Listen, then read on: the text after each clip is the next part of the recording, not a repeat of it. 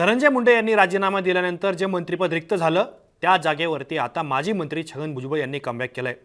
मुख्यमंत्री देवेंद्र फडणवीस आणि उपमुख्यमंत्री अजितदादा पवार यांच्या संमतीनंतर छगन भुजबळांनी कॅबिनेट मंत्रिपदाची शपथ घेतली आहे। परंतु आता प्रश्न असा निर्माण होतोय की मागच्या काही वर्षांमध्ये माणिकराव कोकाटे असतील, सुहास कांदे असतील किंवा दादा भुसे असतील, या तीन प्रमुख नेत्यांशी छगन भुजबळांचा थेट संघर्ष झालेला होता। मग लोकसभा निवडणूक असेल, विधानसभा निवडणूक असेल, अशा वेळेला स्थानिक राष्ट्रवादी आमदार किंवा स्थानिक महायुतीच्या आमदारांचा विरोध डावलून देवेंद्र फडणवीसांनी छगन भुजबळांना मंत्रिमंडळात सामावून घेतलंय। परिणामी आता जे छगन भुजबळांचे विरोधी नेते आहेत, एक प्रकारे आपण ज्याला म्हणूयात महायुतीमध्ये, दादा भुसे, सुहास कांदे आणि माणिकराव कोकाटे यांच्या राजकीय अडचणी वाढण्याची शक्यता आहे। कारण आता आगामी काळामध्ये महाराष्ट्रात स्थानिक स्वराज्य संस्थांच्या निवडणुका होणार आहे आणि एवढंच नाही तर नाशिकच्या पालकमंत्री पदाचा मुद्दा सुद्धा अजूनही प्रलंबित आहे। नाशिकमध्ये कुंभमेळा होणार आहे, त्यामुळे छगन भुजबळांच्या मंत्री होण्याचे संकेत काय आहेत, काय सांगतात, राज्याचे राजकीय अर्थ काय आहेत आणि प्रामुख्याने या तीन नेत्यांच्या अडचणी कशा वाढू शकतात, याच प्रश्नांची उत्तरं आपल्याला या व्हिडिओच्या माध्यमातून शोधून घ्यायची आहेत। नमस्कार, मी आतिक आणि मुंबई तकमध्ये तुम्हा सर्वांचं स्वागत आहे। तर भुजबळ मंत्री झाल्यामुळे मंत्री माणिकराव कोकाटे, मंत्री दादा भुसे आणि शिवसेनेचे आमदार जे सातत्याने भुजबळांच्या राजकारणाला विरोध करतात, त्या सुहास कांदेंच्या अडचणी कशा वाढू शकतात,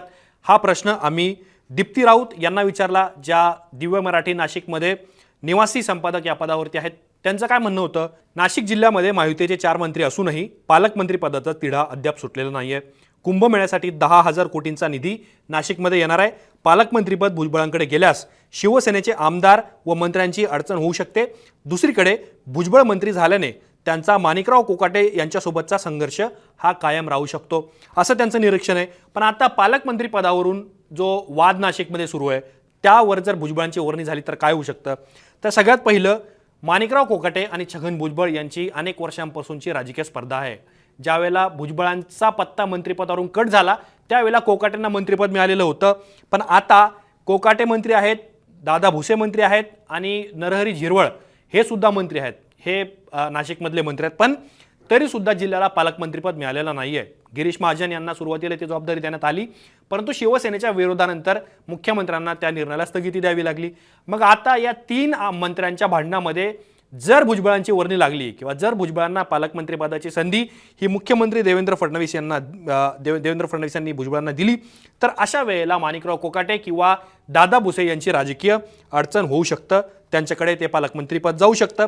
परिणामी भुजबळांना नाशिकच्या राजकारणात अचानक आता मोठं महत्त्व प्राप्त झालेलं आहे। कारण आता पुढच्या काळामध्ये नाशिकमध्ये मोठ्या राजकीय आणि धार्मिक घडामोडी घडणार आहे, कुंभमेळा होणार आहे आणि त्यासाठी 10,000 कोटी रुपयांची तरतूद ही करण्यात आलेली आहे। आणि परिणामी त्यापूर्वीच आता मी ज्या पद्धतीने उल्लेख केला की भुजबळ विरुद्ध कांदे, कोकाटे आणि भुसे असा सामना नाशिकमध्ये आपल्याला पाहायला मिळू शकतो। दुसरीकडे मराठा ओबीसीचं जे राजकारण महाराष्ट्रामध्ये मागच्या काही काळामध्ये झालं त्यावेळेला सुद्धा भुजबळांच्या राजकारणाची जी बाजू आहे ती सुद्धा सरकारसाठी फार महत्त्वाची ठरणार आहे। म्हणजेच ओबीसीच्या बाबतीत ती जे सातत्याने भूमिका घेत होतात मनोज जरांगे पाटील यांच्यावरती ज्या पद्धतीने त्यांनी टीका केलेली होती। पण आता सगळ्यात महत्त्वाचा मुद्दा काय आहे? आपण पालकमंत्रीपदाबद्दल बघितलं, पण सगळ्यात कळीची बाजू ही स्थानिक स्वराज्य संस्थांच्या निवडणुका आहे। कारण स्थानिक राजकारण आहे, या 3 नेत्यांच्या विरोधात भुजबळ आता या निवडणुकीमध्ये दंड थोपटू शकतात। कारण या तिन्ही नेत्यांच्या कार्यकर्त्यांचं, समर्थकांचं, पदाधिकाऱ्यांचं एक जाळं आहे, ग्रामीण नेटवर्क आपण ज्याला म्हणूयात।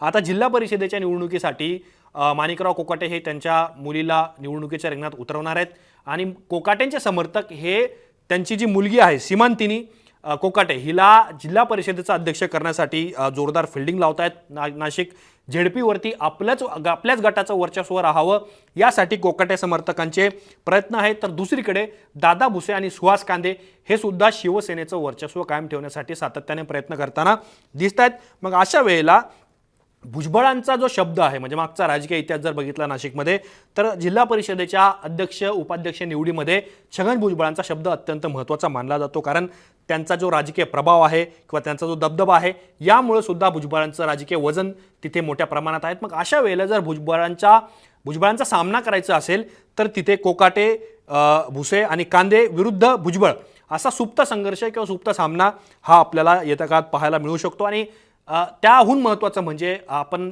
झेडपीबद्दल बोलत असलो तरी सुद्धा ही लढाई प्रखरतेने ग्रामपंचायत असेल, नगरपंचायत असेल, महानगरपालिका असेल, नगराध्यक्ष पदाची निवडणूक असेल किंवा नगर परिषदा असतील नाशिकमध्ये ग्रामीण किंवा शहरी भागामध्ये, या ठिकाणी ही लढत ही मोठ्या प्रमाणात आगामी काळात पाहायला मिळू शकते. कारण एक बाजू आहे राष्ट्रवादी विरुद्ध राष्ट्रवादी म्हणजेच कोकाटे विरुद्ध भुजबळ, आणि दुसरी बाजू आहे राष्ट्रवादी शिवसेना विरुद्ध भुजबळ.